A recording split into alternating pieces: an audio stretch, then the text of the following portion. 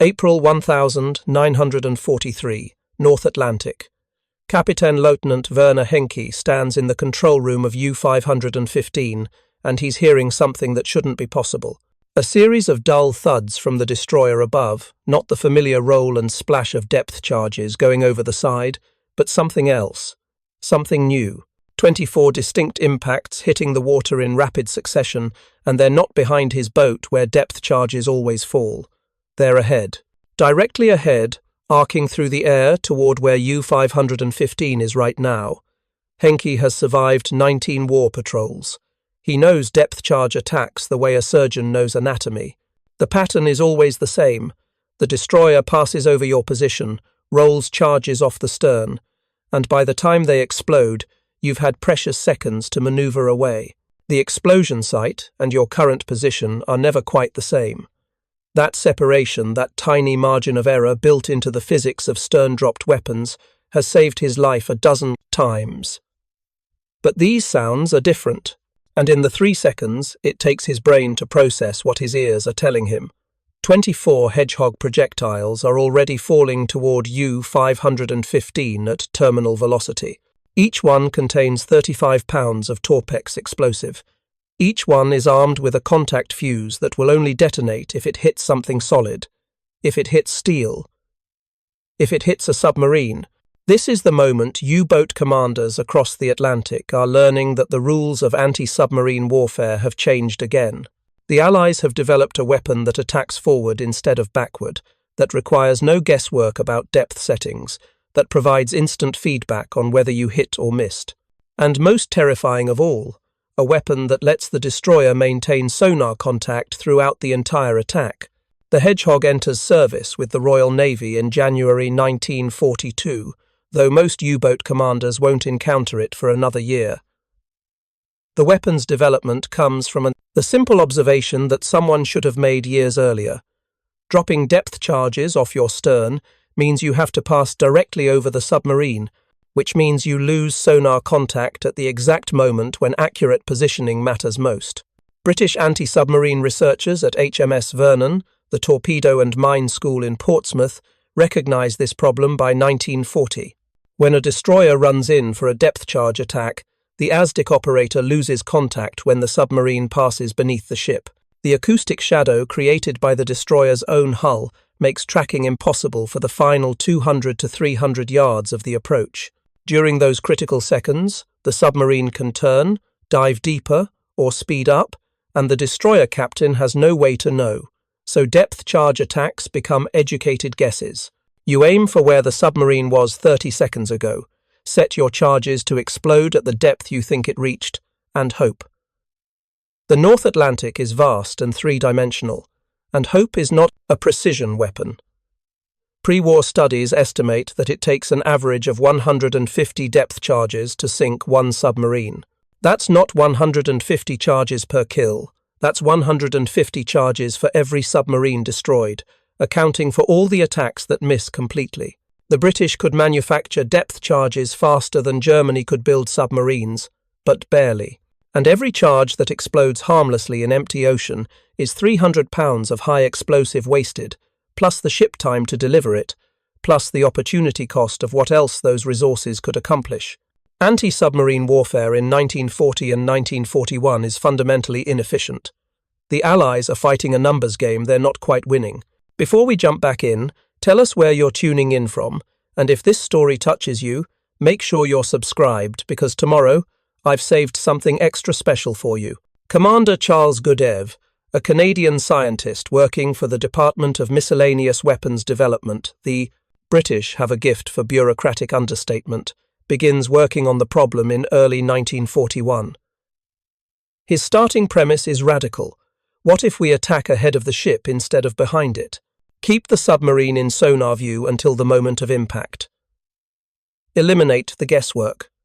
The concept isn't entirely new. The British experimented with forward-throwing weapons as early as 1918, but those designs were clumsy and unreliable. Godev's team takes a different approach. Instead of one large projectile, they design a salvo weapon. Multiple small projectiles fired simultaneously in a circular pattern.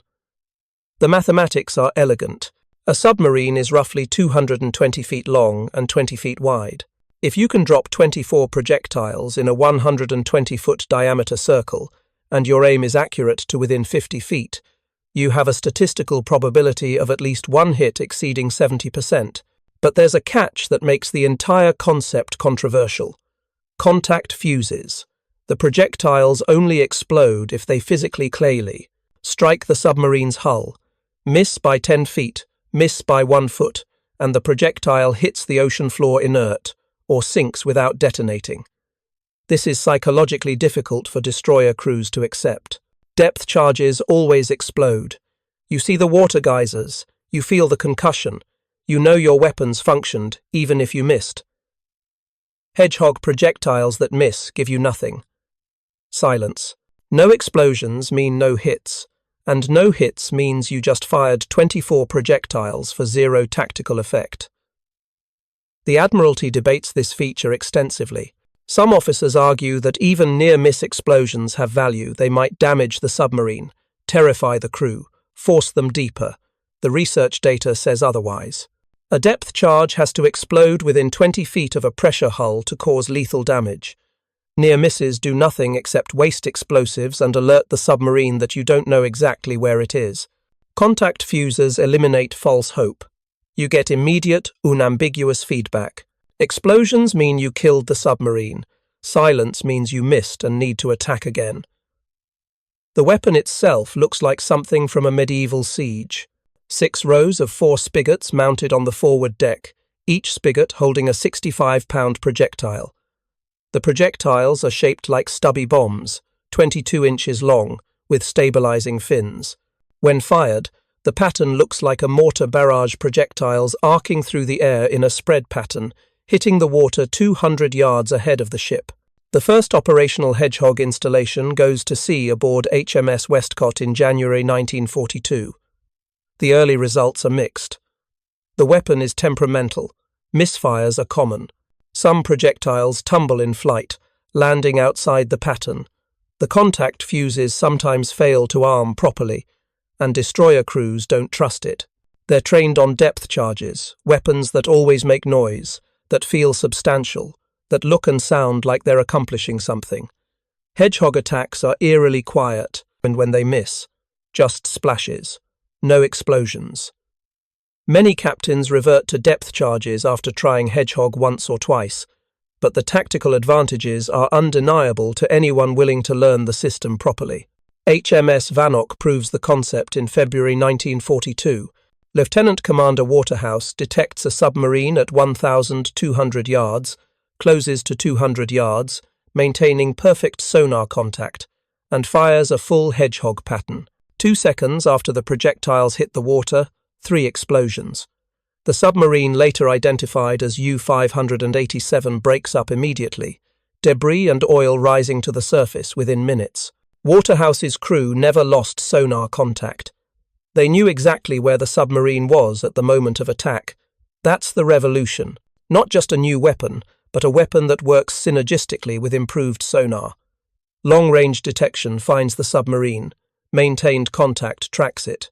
Hedgehog kills it all, without the hunter ever going blind. Kapitänleutnant Hans-Joachim Hesse on U-415 provides one of the first German perspectives on Hedgehog, though he doesn't know what hit him at the time.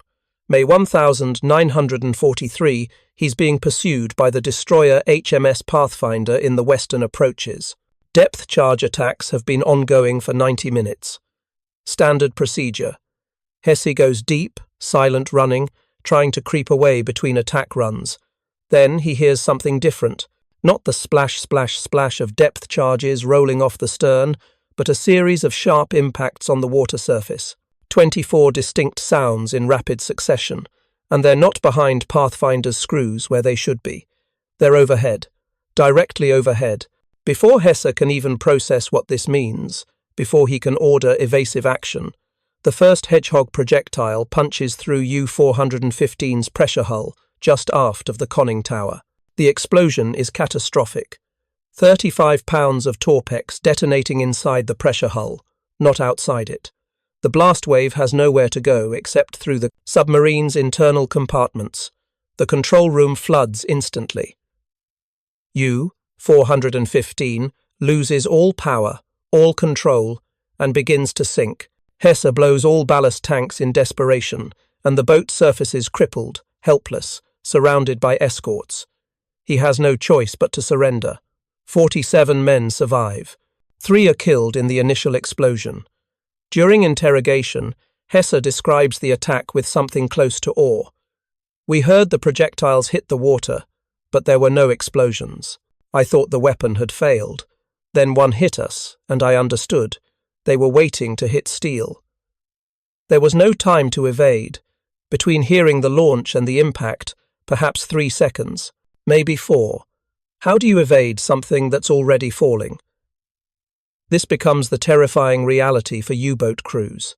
Depth charges you can sometimes evade because there's a delay between the destroyer passing overhead and the charges exploding.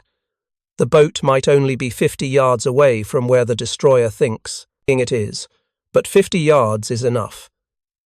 Hedgehog gives you no such margin. The projectiles fall straight down in an arc toward where the sonar says you are right now. By the time you hear them hit the water, they're already in the kill zone. The statistics tell the story with brutal clarity. In 1942, before Hedgehog becomes widespread, it takes an average of 200 depth charges to sink one U-boat. By late 1943, Hedgehog-equipped ships are achieving kills with an average of 50 projectiles. Not 50 per attack, 50 total projectiles across multiple attacks before they get a hit. The efficiency improvement is almost 800%. HMS Lagan demonstrates the weapon's potential in August 1943. The frigate detects U-270 at 2,000 yards, tracks it for 15 minutes while closing, and fires a single Hedgehog pattern. 4 explosions. U-270 is destroyed so completely that the only evidence is an oil slick and small debris. Total time from detection to kill, 17 minutes. Total projectiles expended, 24. This is anti-submarine warfare transformed from a tonnage battle into precision hunting. The tactical doctrine evolves rapidly. Escorts learn to use long-range sonar detection to position for perfect Hedgehog attacks. You don't rush in. You track the submarine patiently, plotting its course and speed, predicting where it will be in 5 minutes. Then, you approach at the exact angle that lets you fire Hedgehog while maintaining sonar contact. Speed matters too fast and you overrun your sonar range. Too slow and the submarine can evade. 18 knots becomes the standard attack speed. Fast enough to close quickly, slow enough to maintain accurate tracking.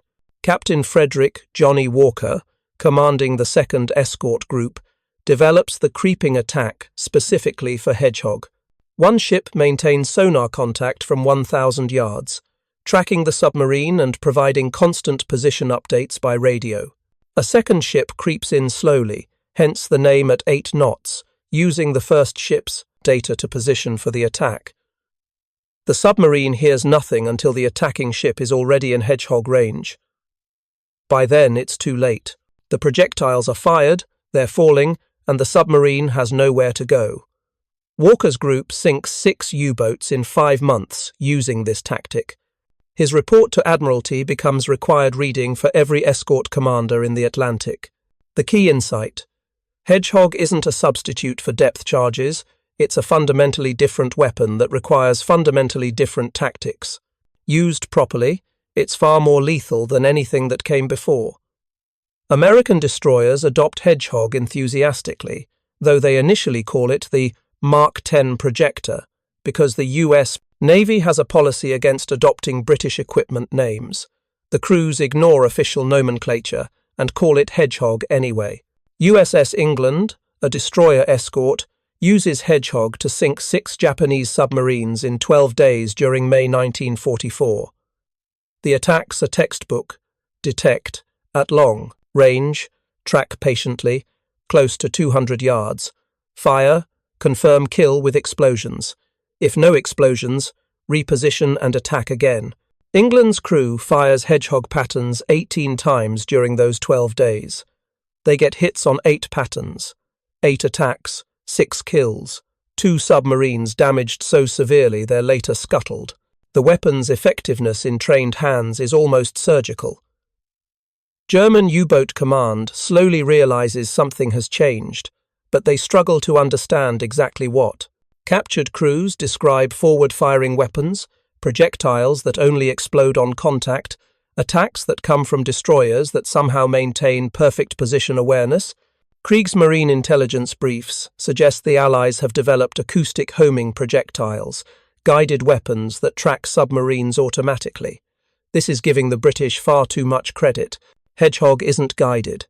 It's just fired very accurately at a target the attacker can see acoustically until the moment of impact. Psychological impact on U-boat crews is profound and cumulative. Depth charge attacks are terrifying, but survivable. You go deep, you go quiet, you wait for the explosions to walk away from you. The destroyer is blind during the attack, you know this, and that knowledge provides hope. Hedgehog attacks remove that hope. The destroyer isn't blind, it sees you constantly, and when the projectiles come, they come fast, no time to maneuver, no time to pray, just seconds between hearing the launch and feeling the impact. Fregattenkapitän Günther Kuhnke, commander of U-125, writes in his war diary after surviving a Hedgehog attack in April 1943. New weapon encountered. Multiple projectiles falling in pattern directly ahead of attacking destroyer. No depth charge explosions. One projectile struck the outer hull aft of the engine room but failed to penetrate. We were fortunate. If that projectile had struck the pressure hull, we would be dead. The destroyer knew exactly where we were. I don't know how they can see us so clearly, but they can. All U-boat tactics assume the enemy loses contact during the attack. This assumption is no longer valid. Kuhnke's boat survives another month before HMS Oribe sinks it with Hedgehog on the 6th of May 1943. The attack is ruthlessly efficient. Oribe detects U-125 at 2,400 yards, closes to 200 yards, maintaining perfect sonar contact, and fires. 4 explosions. U-125 implodes at 150 meters depth. 54 men killed, no survivors. The entire engagement, from detection to sinking, takes 22 minutes. The engineering behind Hedgehog's contact fuse is deceptively simple but remarkably reliable. Each projectile has a spring-loaded firing pin held back by a safety clip. When the projectile hits the water pressure releases the safety clip, arming the fuse during the descent. If the projectile hits steel, the impact drives the firing pin into the detonator, setting off the Torpex main charge. If the projectile hits mud or sand on the ocean floor, the softer impact isn't sufficient to trigger the fuse. The weapon is inherently safe, won't explode accidentally, and inherently discriminating only explodes when it hits something hard, like a submarine. The projectile's terminal velocity through water is carefully calculated. Dropped from 200 yards range, they hit the water at roughly 90 feet per second and decelerate to about 30 feet per second by the time they reach typical submarine depth of 100 to 150 feet. That's fast enough to penetrate the outer hull and strike the pressure hull with sufficient force to trigger the fuse, but not so fast that they skip or tumble unpredictably. The spread pattern is also mathematically optimized. 24 projectiles in a circle, 120 feet in diameter. A Type 7 U-boat is 220 feet long, 20 feet wide. If your aim places the pattern center within 50 feet of the submarine's actual position, at least one projectile should strike the target.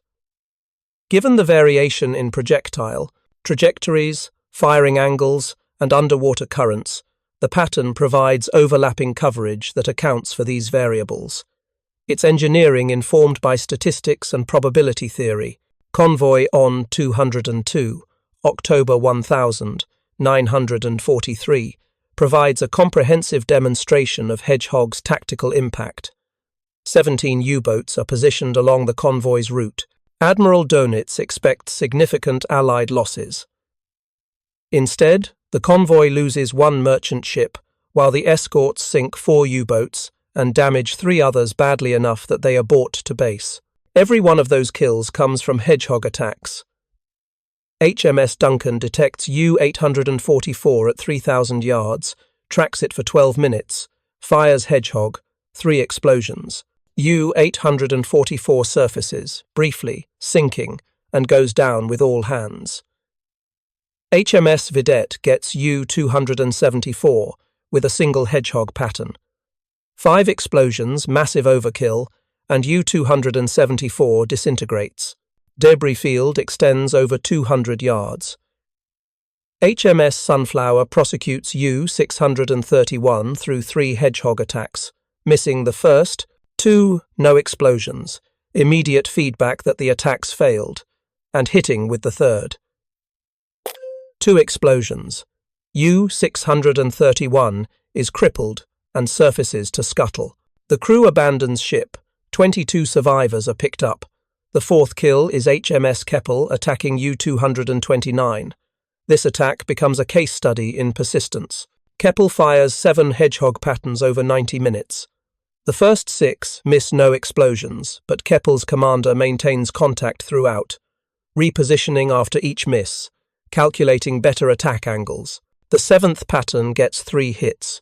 U-229 implodes. All 48 crew killed.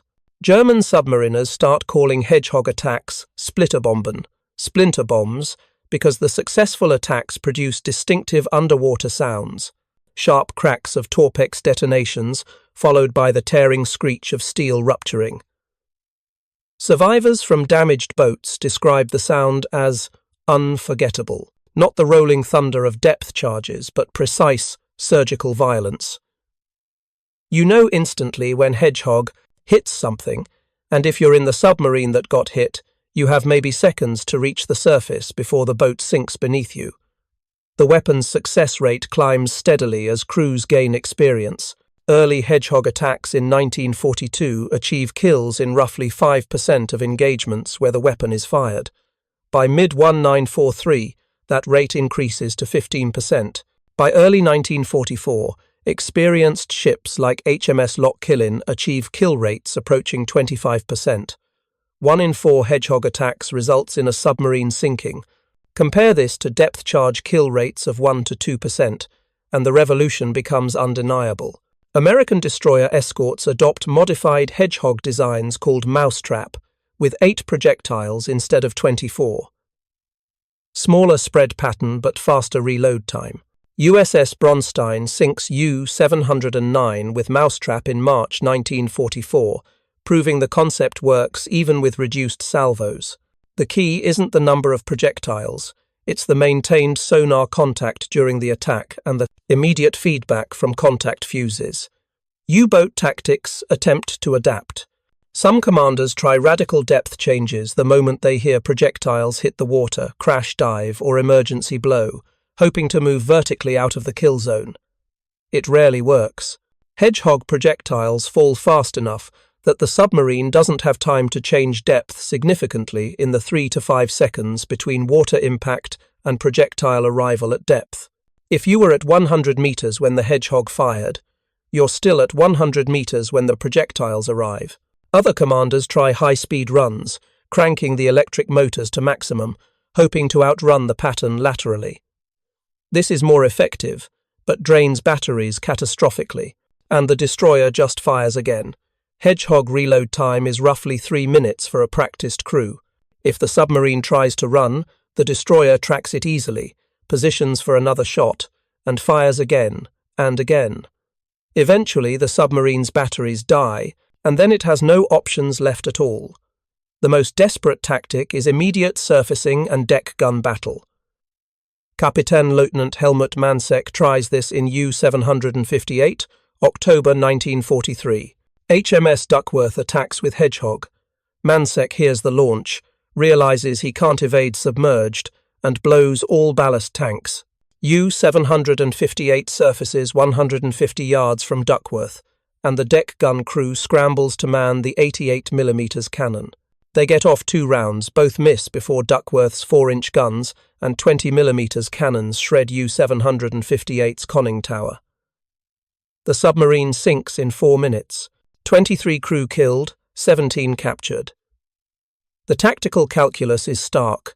Submerged, you're hunted by a weapon system, designed specifically to kill submarines while they're underwater. Surfaced, you're a target for guns that outrange and outmatch anything you carry. There's no good option. The balance of anti-submarine warfare has shifted decisively toward the hunters. British Coastal Command coordinates with Royal Navy escorts to create killing zones around U-boat transit routes. Aircraft spot submarines on the surface, radio their position to nearby escort groups, and the escorts race to intercept. When they arrive, Hedgehog ensures high kill probability, even if the U-boat dives before the surface ships arrive. Detection by aircraft, tracking by sonar, killing by Hedgehog. It's a layered system where each component multiplies the effectiveness of the others. By late 1943, Hedgehog-equipped escorts account for over 40% of all U-boat kills, despite representing only 25% of active escort vessels.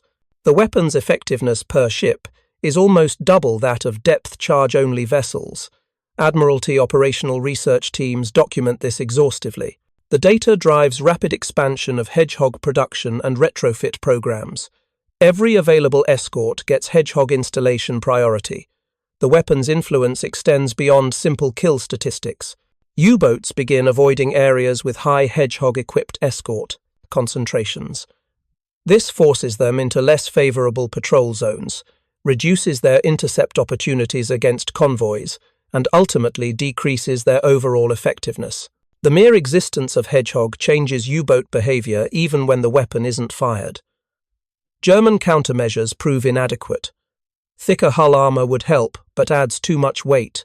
Anechoic coating to defeat sonar helps marginally, but Hedgehog doesn't rely on sonar reflection for targeting only for position tracking, and passive sonar can't be defeated by acoustic absorption. The Type XXI U-boat, Germany's late-war super-submarine design, incorporates some anti-Hedgehog features: deeper diving depth, faster submerged speed, quieter operation. But Type XXIs arrive too late and in too few numbers to matter. The psychological burden on U-boat crews becomes unsustainable by 1944. Men know that Allied escorts can detect them from 20 miles, track them continuously, and attack with weapons that require no guesswork. The mathematical probability of survival drops with every patrol. First patrol, maybe 80% survival rate. Third patrol, 50%. Fifth patrol. Veterans are rare because most don't survive that long. Karl Donitz's headquarters tracks patrol survival rates obsessively. The data is unambiguous. U-boats operating against Hedgehog-equipped escorts have half the survival rate of boats facing only depth charges. By 1944, newly commissioned U-boats have less than a 40% chance of surviving their first patrol. The force is being decimated, and the crews know it. Some U-boat crews refuse to sail. Courts-martial increase. Morale collapses. This is the unquantifiable effect of Hedgehog's tactical dominance. You can't fight effectively when you know the enemy has technological superiority you cannot counter. Every attack becomes suicide mission probability rather than combat operation probability. The weapon continues to evolve throughout the war. Hedgehog Mark II enters. Service in 1944 with improved fuses, more reliable propellant charges, and better waterproofing. Misfire rates drop from 15% to under 5%. Mark III, designed but not widely deployed before war's end, features guided projectiles with basic acoustic homing. The Allies are already thinking about making Hedgehog even more lethal, despite its existing effectiveness. American Weapon Alpha appears in 1944, essentially a scaled-up Hedgehog with 12 larger projectiles containing 70 pounds of explosive each. USS Straub uses Weapon Alpha to sink U-500 48 inches. April 1945, one of the last U-boats destroyed in the Atlantic. The explosion is so violent that surface ships feel the shock wave. Debris includes pieces of pressure hull plating torn into twisted fragments. The technology influences Cold War anti-submarine warfare directly. Soviet submarine designers study Hedgehog extensively, learning every lesson the Kriegsmarine learned too late. American ASROC, anti-submarine rocket, and Soviet RBU 6000 systems are direct descendants of Hedgehog's forward-throwing, contact-fused design philosophy. Modern versions fire rocket-propelled depth charges in patterns, combining Hedgehog's forward attack concept with traditional depth charge lethality. The central insight, maintain sensor contact throughout the attack, becomes fundamental to all subsequent anti-submarine weapon design. Modern torpedoes like the Mark 54 use active acoustic homing, keeping the target tracked until impact. No weapon system today forces the attacker to go blind during the attack run. Hedgehog established that principle in 1942, and it's never been abandoned. HMS Loch Killen provides the final demonstration of Hedgehog's effectiveness, March 1945. The frigate detects U-1003 at 2,600 yards in the Irish Sea. Commander William Phipps closes to 250 yards, fires Hedgehog, gets 4 explosions. U-1003 is destroyed so completely that the official after-action report notes, "No debris larger than 2 feet in any dimension recovered." 48 men killed, 0 survivors. Time from detection to confirmed kill, 19 minutes. This is what Hedgehog represented, the transformation of anti-submarine warfare from artillery to sniper rifle. Not saturation attacks hoping to get close enough to damage the target, but precision strikes that either hit and kill or miss and tell you immediately that you need to try again. The weapon doesn't sink submarines through shock and terror. It punches holes in their hulls with contact-fused projectiles that detonate inside the pressure envelope. It's surgical violence, and it's catastrophically effective. Kapitänleutnant Werner Henke's U-515 survives its first Hedgehog encounter in April 1943, but barely. One projectile strikes the outer hull, the non-pressure hull, and fails to penetrate to the inner pressure hull. Henke escapes. He's not lucky the next time. July 1943. HMS Mignonette prosecutes U-515 through 6 Hedgehog attacks. The 6th pattern gets 2 hits. U-515 surfaces, sinking, and Henke orders abandon ship. 16 crew survive, 43 are killed. Henke himself is captured and later killed attempting escape from a POW camp. In his final interrogation before the escape attempt, Henke tells British intelligence officers, "We knew depth charges. We trained for depth charges. We had tactics for depth charges. Your Hedgehog removed all our training, all our tactics. We could not evade what we could not predict, and we could not predict where projectiles would fall when you could see us throughout the attack. We were blind, and you were not. That is the war in one sentence." That sentence captures the entire revolution that Hedgehog represented. Tactical asymmetry, technical superiority, psychological dominance.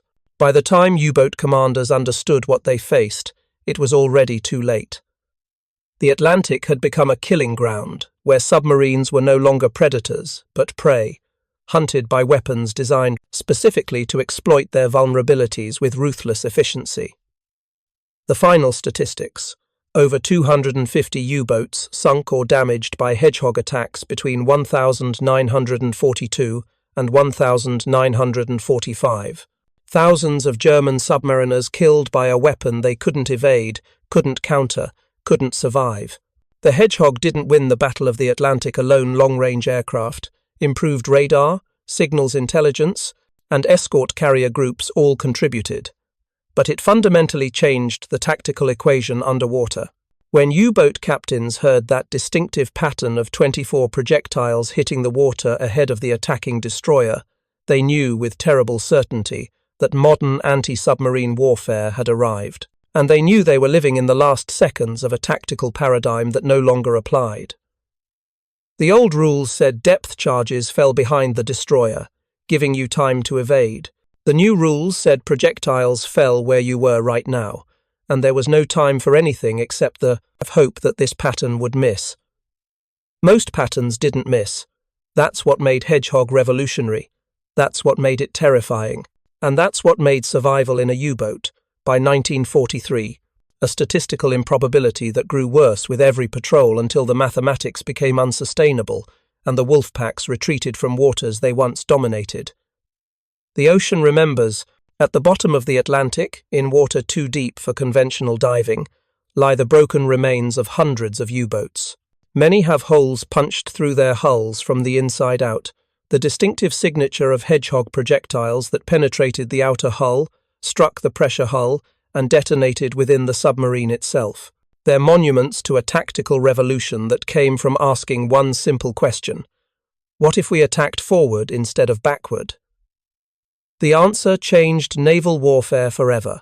The training facilities at Tobermory, Scotland, transformed from polite suggestion to brutal necessity by autumn 1943. Vice Admiral Sir Gilbert Stevenson, known throughout the fleet as the Terror of Tobermory, runs what amounts to a finishing school for escort commanders. Ships arrive thinking they know anti-submarine warfare. Stevenson disabuses them of that notion within 48 hours. His Hedgehog training doctrine is unforgiving. Officers who spent the first 2 years of the war dropping depth charges and hoping must now internalize completely different tactical mathematics. The transition breaks some commanders psychologically. They can't adapt. They keep reverting to depth charge procedures at critical moments, and Stevenson relieves them without hesitation. There's no room for sentimentality when convoy survival depends on technical proficiency. The training scenarios are designed around one core principle: perfect sonar contact throughout the attack. Ships practice approaches for 8 hours straight, tracking simulated submarine contacts while maintaining exact bearing and range data. The sonar operators learn to distinguish between submarine echoes and false returns from schools of fish, thermal layers, or wreckage. Every contact gets classified, tracked, and prosecuted using standardized procedures. Commander Peter Gretton, who survived the brutal ONS-5 convoy battle in May 1943, becomes one of Stevenson's key instructors. Gretton teaches what he calls the patience doctrine. New commanders want to race in, fire Hedgehog immediately, get the kill. Gretton makes them wait, track for 10 minutes, minimum, plot the submarine's course and speed, calculate where it will be, not where it is. Anticipate evasion maneuvers. Only then do you attack. Hedgehog gives you precision, Gretton tells each new class, but precision is worthless without accurate data. If your sonar position is wrong by 100 feet, every projectile misses. You've wasted the salvo, alerted, and the submarine, and now it knows exactly what you're trying to do. One chance. Make it count. The psychological shift required is profound. Depth charge attacks were aggressive charge in fast, saturate the area, dominate through volume of fire. Hedgehog attacks a surgical approach carefully, maintain information superiority, strike once with devastating accuracy. Some commanders can't make the mental transition. They're fighter pilots in a sniper's war. HMS Starling's crew under Captain Walker demonstrates the evolved doctrine during Operation Foil in February 1944. Walker detects U-264 at 3,200 yards southeast of convoy SL 147. Instead of attacking immediately, Starling shadows for 23 minutes, while Walker plots U-264's evasion pattern. The U-boat is zigging, changing course every 4 minutes, trying to break sonar contact through unpredictability. Walker doesn't react to individual course changes. He plots the overall pattern, recognizes it as a standard evasion maneuver, taught at the German submarine school in Kiel, and calculates the statistical center point of the zigzag pattern. Then he positions Starling not where U-264 is, but where U-264 will be in 6 minutes when it completes the next zig and reverses to zag. The Hedgehog salvo fires at 0347 hours. The projectiles arc through the darkness, hit the water 200 yards ahead of Starling, and sink toward U-264's projected position.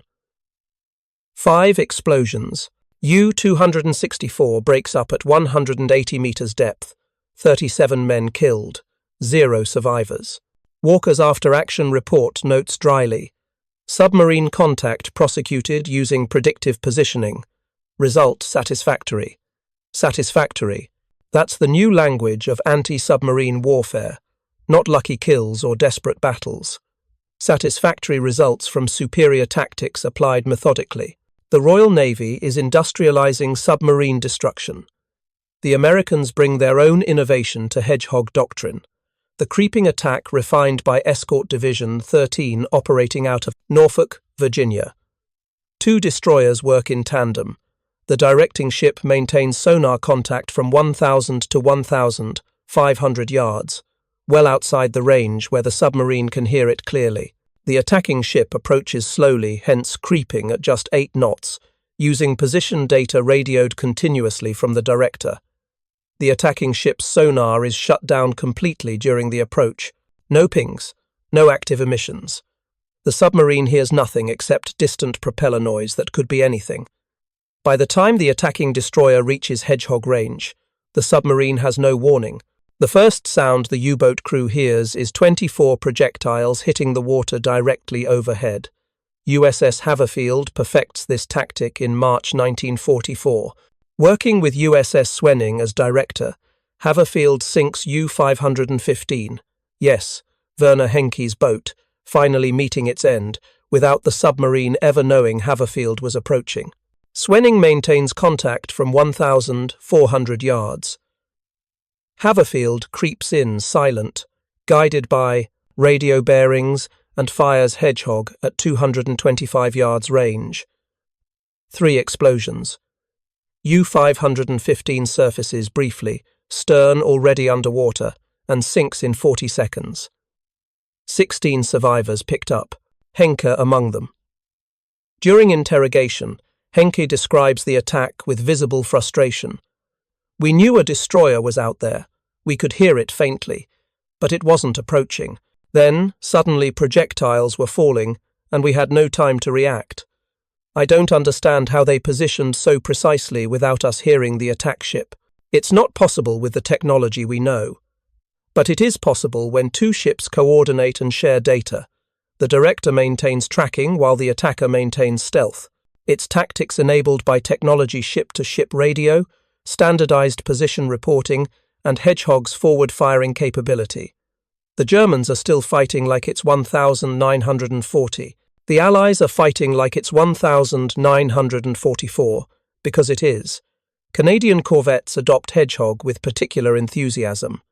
These ships, Flower-class and River-class corvettes, are smaller than destroyers, less stable in heavy seas, but they're numerous, and they're commanded by officers who learned anti-submarine warfare the hard way through 3 years of convoy battles. They have institutional knowledge written in blood. HMCS Camrose, a River-class corvette, develops what its crew calls the double-tap technique. First Hedgehog pattern fired at maximum calculated accuracy. If no explosions, immediate confirmation of a miss Camrose doesn't reposition for a better angle.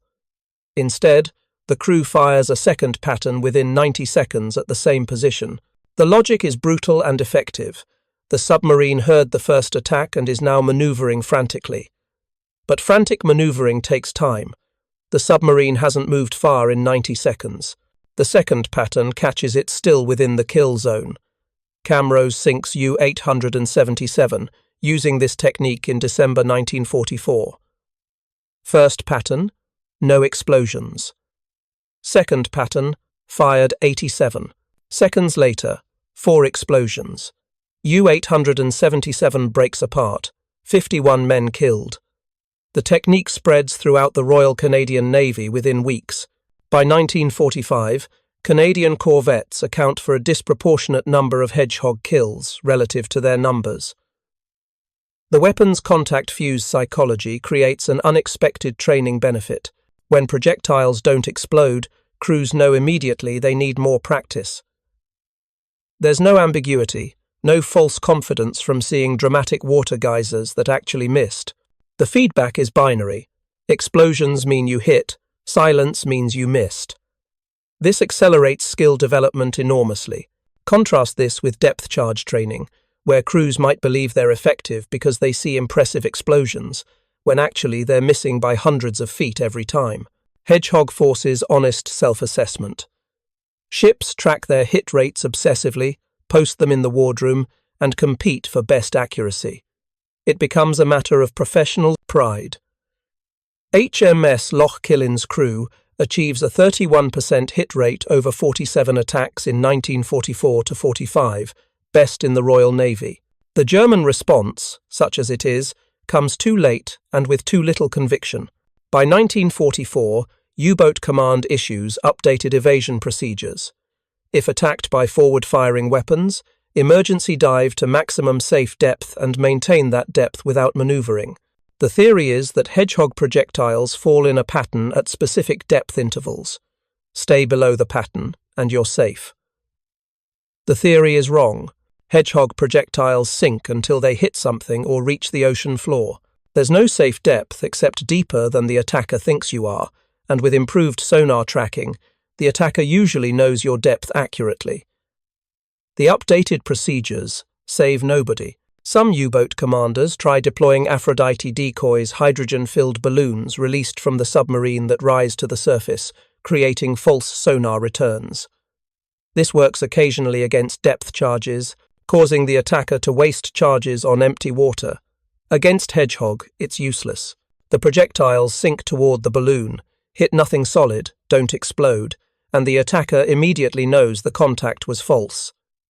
Hedgehog's contact fuses turn balloon decoys into obvious fakes. Technical improvements continue throughout 1944. Hedgehog Mark II features improved waterproofing, reducing misfire rates from 12% to under 4%. The projectiles get more reliable fuses that function even at shallow grazing angles.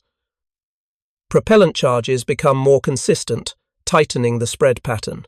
By late 1944, experienced crews can place 90% of projectiles within a 110-foot diameter circle at 200 yards range. That's barely wider than a submarine is long. The ultimate validation comes from operational research statistics compiled by the Admiralty's Anti-Submarine Warfare Division. Between January 1944 and May 1945, Hedgehog-equipped escorts engage 427 confirmed submarine contacts. They achieve 97 kills and 34 probable submarines damaged, forced to surface, or disappeared without confirmed destruction. That's a 22.7% kill rate per engagement. Compare this to depth charge engagements during the same period. 1,847 attacks, 73 confirmed kills, 3.9% success rate. Hedgehog is nearly 6 times more lethal per attack, despite being used less frequently. The weapon proves that technological superiority, combined with proper tactics, creates geometric advantages that overwhelm numerical superiority. The final U-boat kill by Hedgehog occurs on the 7th of May 1945, the day before Germany's unconditional surrender. HMS Goodall detects U-2336 inches the North Sea, prosecutes through one Hedgehog attack that misses, repositions, and fires a second pattern, 2 explosions. U-2336 sinks in shallow water, 35 meters depth. The crew surfaces and surrenders. 43 men survive. They're told the war is over. Some break down crying. Some laugh hysterically. They've survived when the mathematical probability said they shouldn't. Post-war analysis reveals that Hedgehog attacks achieved progressively higher kill rates as the war continued. 5.2% in 1942, 11.8% in 1943, 19.4% in 1944, 26.1% in early 1945. The curve represents learning both tactical doctrine and crew proficiency, improving steadily. Given another year, kill rates might have reached 30% or higher. But the war ended, and with it the immediate need to perfect submarine killing. The technology doesn't end, it evolves. Modern anti-submarine mortars, like the RBU 6000 aboard Russian destroyers, fire 12 projectiles in a horseshoe pattern, combining Hedgehog's forward attack concept with modern rocket propulsion.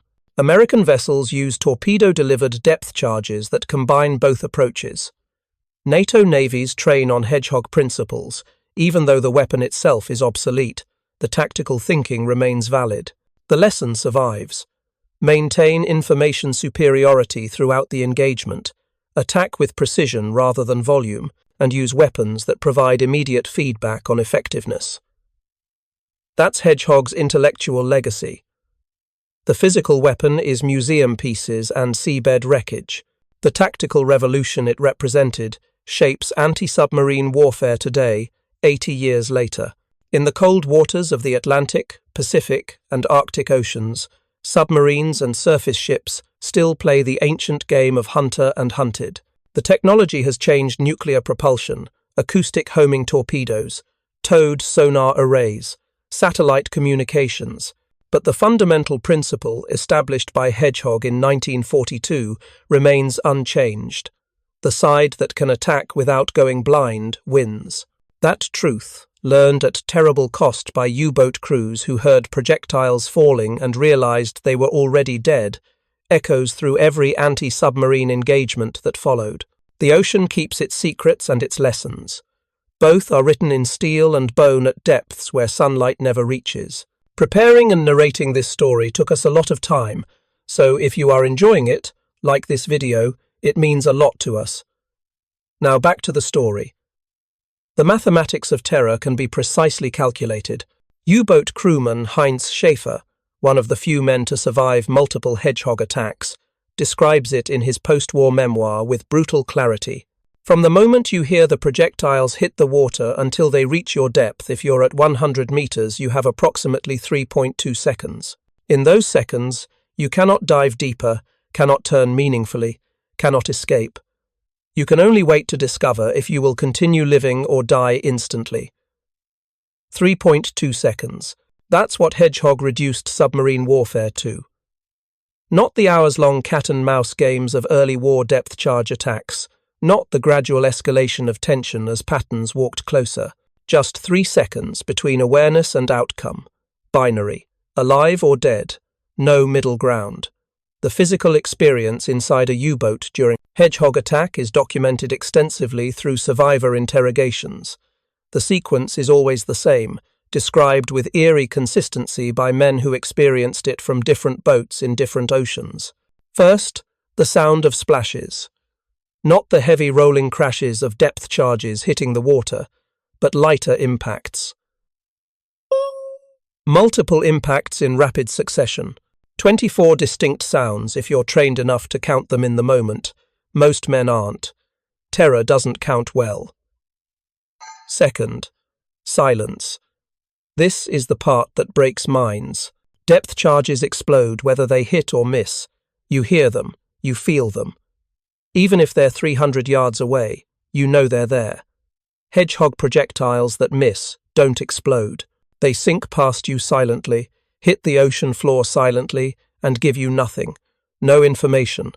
No confirmation that the attack failed. Just silence. And in that silence, for those 3.2 seconds, you exist in quantum superposition, simultaneously alive and dead until the waveform collapses. Third, either continued silence, which means you survived, or explosions, which means you probably didn't. The survivors describe the explosions as different from depth charges, sharper, more focused. Depth charges create a pressure wave that radiates in all directions. You feel them in your chest, your bones, your teeth. Hedgehog detonations are more localized but more destructive. The explosive force doesn't dissipate through water, it channels directly into steel. Oberleutnant zur See Klaus Bargston, executive officer aboard U-521, survives when a Hedgehog projectile penetrates the outer hull, but fails to detonate. The projectile lodges between the outer hull and pressure hull, a 65-pound bomb with a contact fuse that somehow didn't fire. The entire crew knows it's there. They know what it is. They know it could detonate from any vibration, any pressure change, any mechanical failure in the fusing mechanism. Bargston's captain, Korvettenkapitän Klaus Bargston, Yes, same surname, no relation, faces an impossible decision. Surface and surrender, saving the crew but losing the boat. Or attempt to reach friendly port with a live Hedgehog projectile embedded in the hull.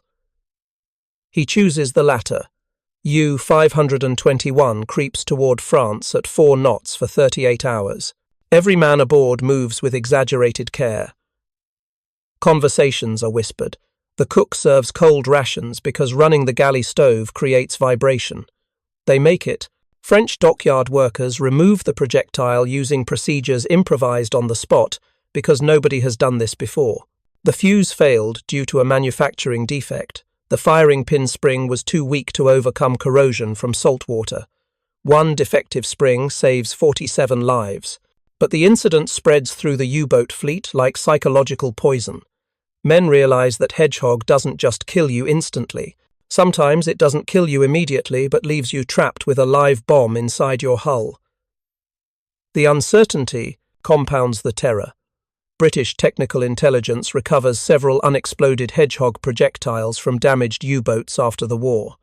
Analysis reveals the fuses have a 96.8% reliability rate. That sounds good until you remember each salvo contains 24 projectiles. Statistical probability says 1 projectile per 8 salvos will fail to detonate even after hitting the target. This means roughly 12% of submarines hit by Hedgehog don't die instantly. They're damaged, crippled, but not immediately destroyed. These crippled boats become their own category in operational research statistics. Mobility kills versus mission kills versus catastrophic kills. A mobility kill means the submarine can't dive or can't maneuver. A mission kill means it must abort to base for repairs. A catastrophic kill means it sinks immediately with all hands. Hedgehog achieves catastrophic kills in approximately 60% of successful attacks. The other 40% create mobility or mission kills, where the crew has time to react, to surface, sometimes to survive. U-311 provides a case study in the mobility kill category. HMS Keppel scores 2 Hedgehog hits in January 1944. The explosions rupture the aft ballast tanks and damage the electric motors but don't breach the pressure hull. U-311 can't dive, but remains mobile on the surface. The commander, Joachim Zander, attempts to fight it out with deck guns while running for neutral Swedish waters 40 miles away. Keppel and 2 other escorts close in. The ensuing surface engagement lasts 17 minutes. U-311's 88mm deck gun scores 1 hit on Keppel, damaging the Hedgehog, mounting ironic revenge. But 3 destroyers versus 1 crippled submarine is no contest. 20mm cannons and 4-inch guns shred U-311's conning tower. Zander orders abandon ship. 32 crew make it off before U-311 sinks. 15 are killed in the gun battle. The survival rate for Hedgehog attacks measuring crew survival, not boat survival, runs higher than depth charge attacks. This seems counterintuitive until you examine the mechanics. Depth charges kill through pressure. A submarine crushed at depth traps everyone inside. Nobody escapes. Hedgehog kills through puncture and flooding. If the boat reaches the surface before sinking, men can abandon ship. The contact fuse explosions are more lethal to the submarine, but paradoxically less lethal to the crew. Statistical analysis from 97 Hedgehog kills between 1,942 to 1,945 shows. 41 boats sank with all hands, 42.3%. 34 boats had partial survivors, 35.1%. 22 boats had majority survivors after scuttling or capture, 22.7%. Compare this to depth charge kills, where 67% sink with all hands. Hedgehog is more efficient at destroying submarines, but gives crews marginally better survival odds if the attack doesn't achieve catastrophic kill immediately. This creates a perverse incentive structure. U-boat crews fear Hedgehog more than depth charges because it's more likely to hit them. But if hit non-catastrophically, they're more likely to survive than a depth charge attack that crushes the hull. The psychological calculus is complex. Certain doom versus uncertain doom versus possible survival. Human minds don't process these probabilities well under stress. The technical evolution of Hedgehog continues into areas most histories overlook. The projectile stabilization system undergoes constant refinement. Early projectiles sometimes tumbled in flight, landing outside the pattern. Engineers add larger stabilizing fins, then switch to a finless design with spin stabilization, then back to fins after the spin-stabilized version proves less accurate in crosswinds. Each iteration improves pattern consistency by 2 to 3%, which translates directly to higher kill probability. The propellant charges evolve similarly. Original charges used cordite, which produced inconsistent muzzle velocities depending on temperature and humidity. Ships operating in the Caribbean achieved different range profiles than ships in the North Atlantic. The solution: temperature-stabilized propellant that burns at consistent rates regardless of environmental conditions. This seems like a minor detail until you realize inconsistent velocity means inconsistent impact pattern, which means missed kills. Fuse sensitivity becomes a critical engineering challenge. Too sensitive, and projectiles might detonate from hitting water surface tension at high velocity. Too insensitive, and they might bounce off a submarine's hull without detonating. The optimal setting is determined through extensive testing. The fuse must withstand 90 feet per second water impact without detonating, but must fire at any impact over 12 feet per second against solid steel. This threshold is achieved through elegant mechanical design. The fuse contains a steel ball held in place by a spring and a water-soluble restraint. Water impact dissolves the restraint over 1.5 seconds, allowing the ball to move freely. Any subsequent impact drives the ball into the firing pin, which strikes the detonator. The system is passively armed by water immersion and requires no electrical components. It's fail-safe. If the arming mechanism fails, the projectile is inert. If the arming mechanism works but you miss, the projectile sinks harmlessly. American ordnance engineers study captured U-boat hull sections to optimize penetration characteristics. They discover that Type 7 U-boats have an outer hull of 12 mm mild steel and a pressure hull of 22 mm high tensile steel.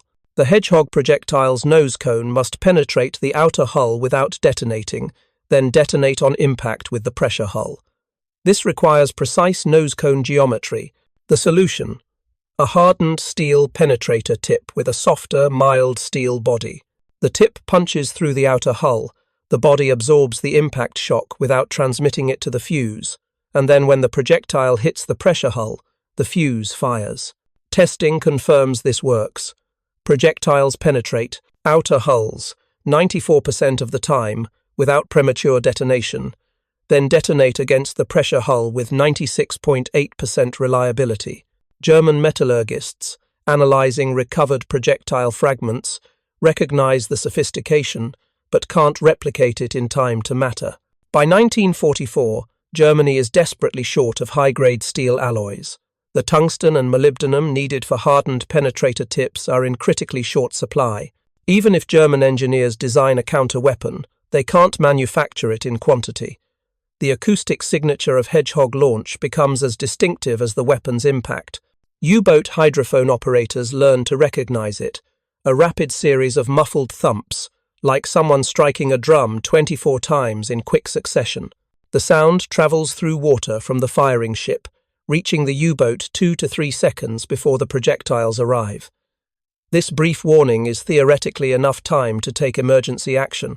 In practice, it's worthless. Emergency dive from periscope depth to 150 meters takes 45 to 60 seconds minimum. Emergency ballast blow from 100 meters to surface takes 30 to 40 seconds. Neither action can be completed in the 3 seconds between acoustic warning and projectile arrival. The only theoretically viable response is emergency speed increase. Slam the electric motors to maximum power and hope to move laterally out of the pattern. But even this requires the submarine to be at a depth where the motors won't cavitate loudly, where battery charge is sufficient, and where the crew is already at battle stations. Most attacks come when submarines are at quiet running, minimal power, crew at rest stations. The acoustic warning might give you time to realize you're about to die. That's all. Some U-boat commanders argue it's worse than no warning. Better to die without knowing it's coming than to have 3 seconds to contemplate oblivion. The final technical evolution, Hedgehog Mark III with acoustic guidance, begins production in March 1945, but arrives too late. Only 47 salvos manufactured before war's end, none used operationally. Post-war analysis suggests 6 months earlier deployment would have collapsed U-boat survival rates by February 1945. Hedgehog attacks kill an estimated 3,400 to 3,800 German submariners, between 1,942 to 1,945. 3,000 men died hearing projectiles fall, knowing what was coming, powerless to stop it. Their deaths purchased a tactical revolution that echoes through 8 decades of naval warfare. Every anti-submarine weapon since incorporates Hedgehog's insights. Attack forward, maintain sensor contact, use precision over volume. The technology evolved, the principles endured. The ocean floor keeps their memorials.